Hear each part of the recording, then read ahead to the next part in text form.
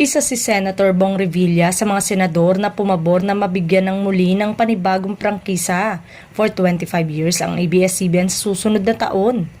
Nabanggit din ni Senator Bong na kahit may sama siya ng loob sa ABS-CBN News and Public Affairs Department, ay hindi naman daw kasama rito ang Entertainment Department.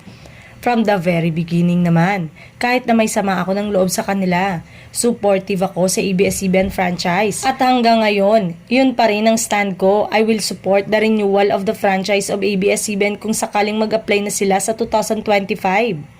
Ilang taon na ring walang trabaho yung mga kababayan natin na nagtatrabaho sa showbiz. Tsaka kung meron man silang nasagasaan noon, siguro nagsuffer na rin sila, 'di ba? Ang importante ngayon, matulungan natin 'yan, maibalik natin, mabigyan ng trabaho ang mga nawalan ng trabaho. Yung mga taga-entertainment, mga kaibigan ko lahat 'yon, si Ma'am Charo. Wala pa sila sa ABS-CBN, mga kasamahan ko na sila. They're very close to me. Sa tanong kung ngayong 2025, marirenew ang prangkisa ng ABS-CBN. It should emanate sa lower house and then itatakal namin pag sumampas sa Senado. Isa ako sa nag-file niyan, kumbaga yung support sa renewal.